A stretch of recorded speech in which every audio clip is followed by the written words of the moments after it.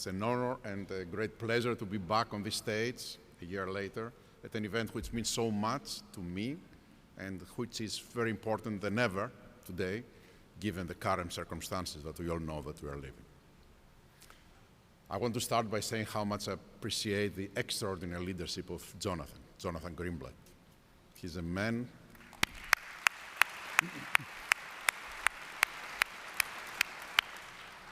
He's a man of integrity, strength, and courage, and I'm very privileged to call him my friend. But today, I'm here, and we are here to honor another leader, also a very good friend of mine, Julie Sweet.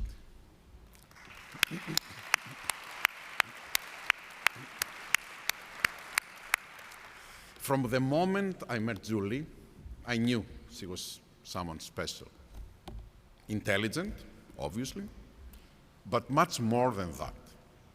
Articulate, visionary, inspiring, energetic, compassionate, and most importantly, courageous, as the award that she will receive says.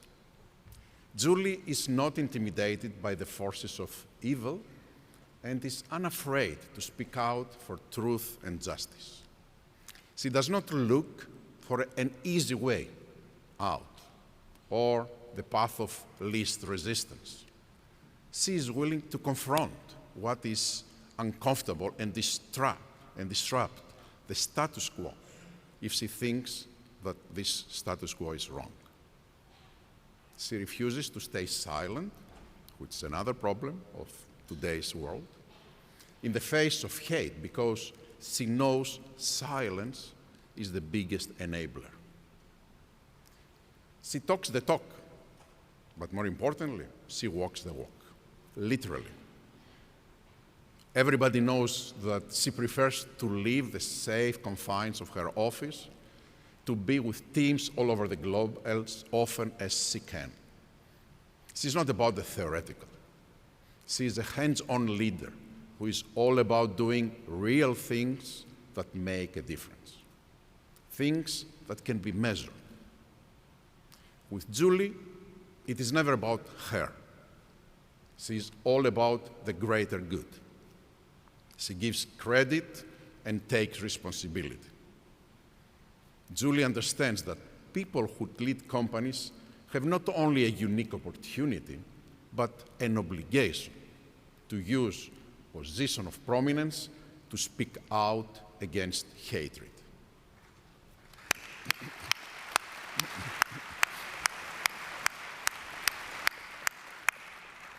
In fact, she has built a playbook that other leaders should follow. She uses her platform to speak out. She uses the size and convening power of her company to bring people together. She uses the increasingly alarming data and anecdotes to describe the scope of the problem, and she talks personally about how hate has affected her. Her tireless campaign against hatred is inspiring, impactful, and influential. She is deeply a valued ally of the Jewish community at a time where allies were never more important. We all know the stakes are high, and the danger is real. Sadly, there can be no doubt that anti-Semitism is growing along with other forms of bigotry. From the nation's capital to the campuses of the most prestigious colleges, to the corridors of the United Nations, to the pages of social media, seemingly respectable people are fueling the fires of anti-Semitism, often with encouragement from people in positions of leadership and elsewhere. Julie Sweet is on the front lines fighting hard to extinguish those fires and all forms of hatred and bigotry, now and forever. And perhaps the best description of Julie is that she is a force for good in the world. So, ladies and gentlemen,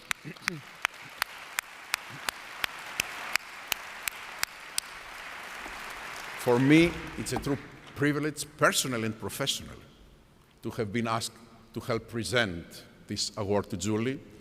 There is no one more deserving of the Courage Against Hate Award than she. Please join Jonathan and me in congratulating Julie on receiving this year's Courage Against Hate Award.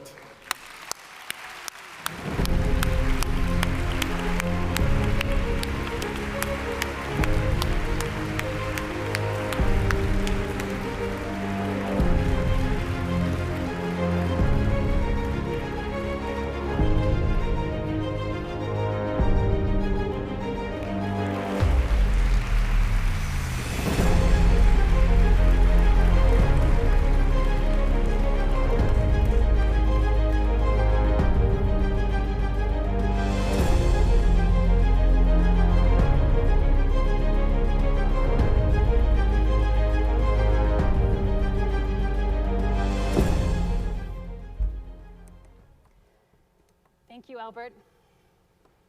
Thank you, Albert, for your courage, your leadership, for what you do every day fighting against hate. Thank you to Pfizer for all you do, your people standing up against hate. It's very special to me to be here after Albert, to have him here and to take this award because he and Pfizer have been amazing. Please join me in recognizing them again.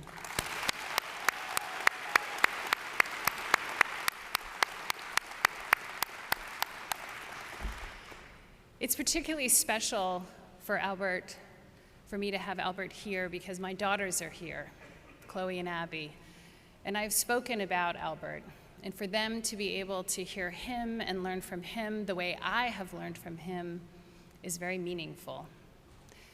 I am honored today to accept this award on behalf of the over 700,000 courageous people of Accenture who strive every day to live our values of respect, equity, inclusion for all people, and zero tolerance for hate and bigotry of any kind, including anti-Semitism, Islamophobia, xenophobia, and hate based on race and ethnicity and sexual orientation.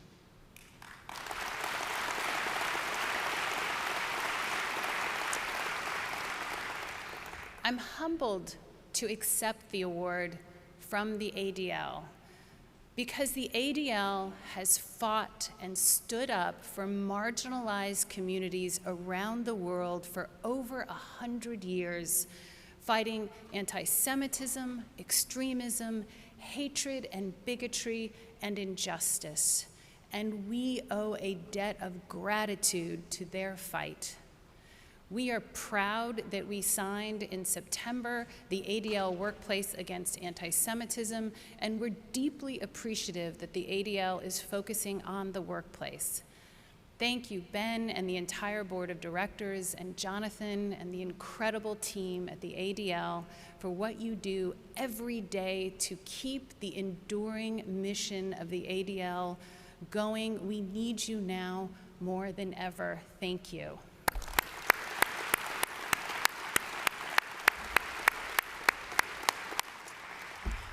It is really inspiring to be in this room, to look around, to see so many people, to know how many people are watching, and especially to know that there are nearly 1,000 students here. I hope that as we leave here, that we all choose to be allies of another community, that we know that we have allies standing with us. Everyone here has chosen to learn more, to do more. When we leave here, we can look around when we're at events, when we're at school, to see is anyone being left out and take an action to include them. And when they need us to speak, that we will speak. And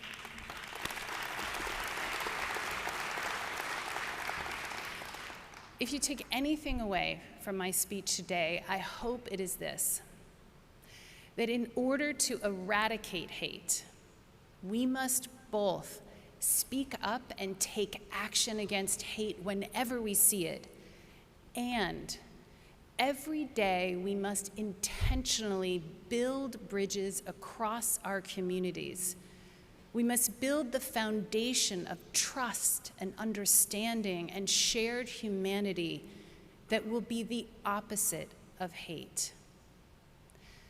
Today, I'd like to share 2 stories about my and Accenture's journey, and then some insights that I hope will help other companies.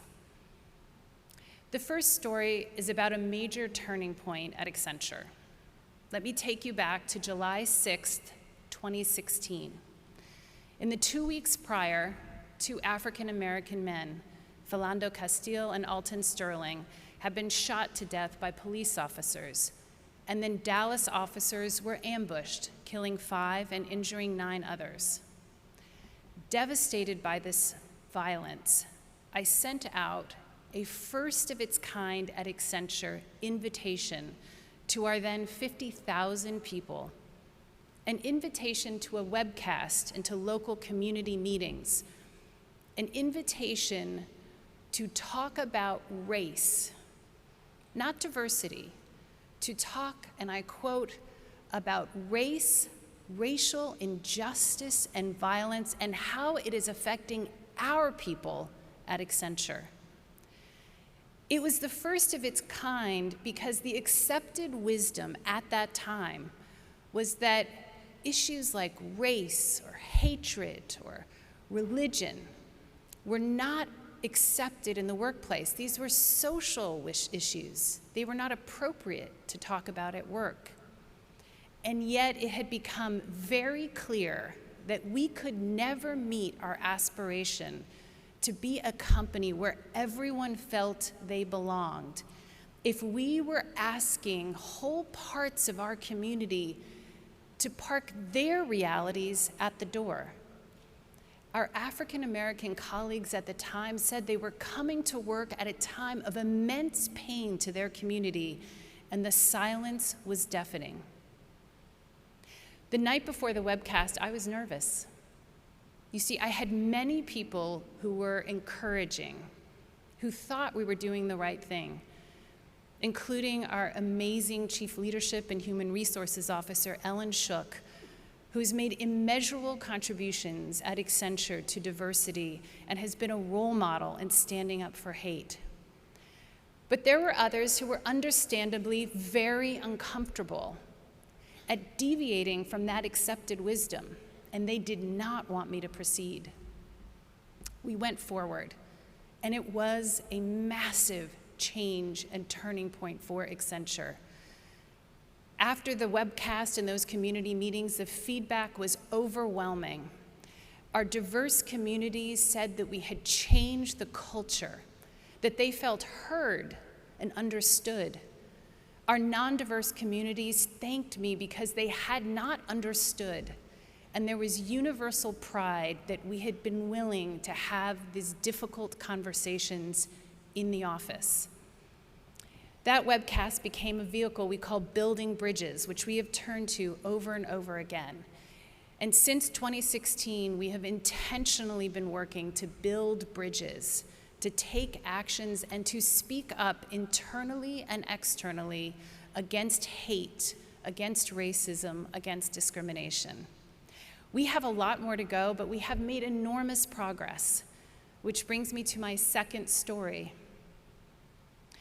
This past October, after the horrific terrorist attack by the Hamas in Israel, and as we witnessed the tragic loss of life in Israel and for the Palestinian people in Gaza, I gathered a small group of leaders in a conference room in Chicago. Leaders on my leadership team who were Jewish, Muslim, and Christian. Our focus on diversity and innovation over the years had meant that I naturally had a leadership team that was diverse, including religion. And so we were getting together, not newly formed, but as colleagues and friends. Emotions were raw. Our first order of priority had been to make sure that our people in Israel were safe. We did not have an office in Gaza. But now we felt the pressure to speak, to find the words to acknowledge the pain felt by our people across communities in the world, to make sure our people felt safe at work, and to articulate what it means to respect each other when we have differences, what it means to have zero tolerance for hate. With the courageous help of our faith-based employee resource groups, and leveraging our diversity, our common values, and our bonds as colleagues, we found those words. We sent a memo to our 700,000 people called Living Our Values. We acknowledged the pain, the grief, the trauma, the fear that was across communities and faith. We talked about our sadness at the ongoing loss. And we articulated clearly that we have zero tolerance for anti-Semitism, Islamophobia, xenophobia, and hate speech of any kind, including the defense of terrorism or the equating of terrorism with people or religions.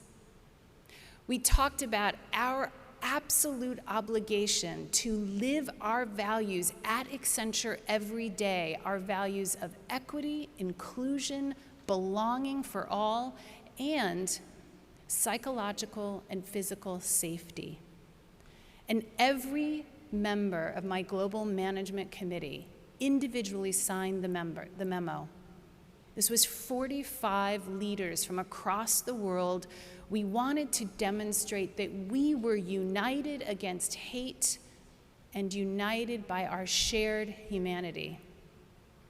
I was so proud of my colleagues and our people and of the progress we have made since 2016. We have more to do, and we will keep fighting because we believe that companies have a very important role to play in fighting hate. We must speak up and take action when we see it, and we must strive every day to build the foundation in our companies and our communities that will help us eradicate hate. I wanted to share just a few of our insights in how to build that foundation.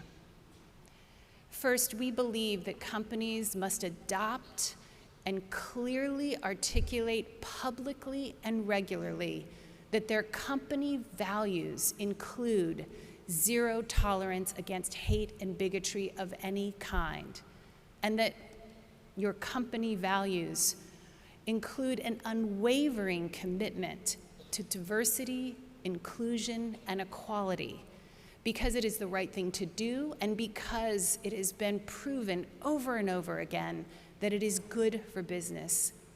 And those values must explicitly include diversity of religion and zero tolerance for hate against religions, any religion.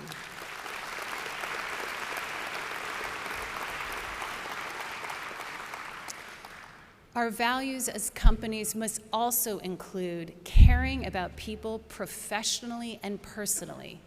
We will never eradicate hate until we care about each other and recognize in each other that shared humanity. The second thing that we have learned is that it is absolutely essential that companies form and financially support strong employee resource groups. These groups provide networks for our employees so they can feel like they belong. They're essential advisors to leadership.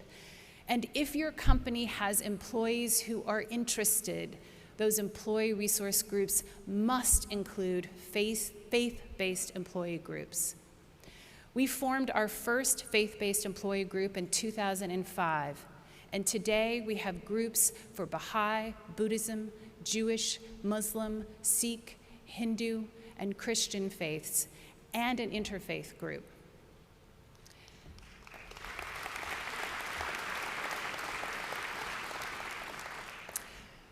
Our third lesson has been the importance of allies and forming formal ally networks. Today we have an ally network of over 140,000 people, and our people say it makes a difference It's a powerful group of people who've said they will take action to make us more inclusive. It makes our people feel like they belong, to know that others have said, I will stand with you. And finally, and very importantly, companies must ensure that there is a fair process to be able to speak up when there is hate or alleged hate or racism or discrimination, and give people confidence that they can do so. And the teams that investigate must be diverse. They must reflect the employee population so that both the person speaking up and the person who is alleged to have done something wrong can feel that the process is safe. Now, companies are led by people, and there are a couple of lessons I've learned as a leader of an amazing company. The first is you will never always get it right. Never. You need to have the best advisors, you need to listen, and then make the best decision you can. And you will still sometimes get it wrong. And when you get it wrong, you have to have the humility to listen and make changes. And second, you will also never make everyone happy. Having the courage to speak up and take action against hate is not taking sides. It's also not about being popular. It is about living as an individual and a company your values. It is about doing what you believe in. Thank you again, Jonathan and the ADL, for this honor. Thank you to my family and friends.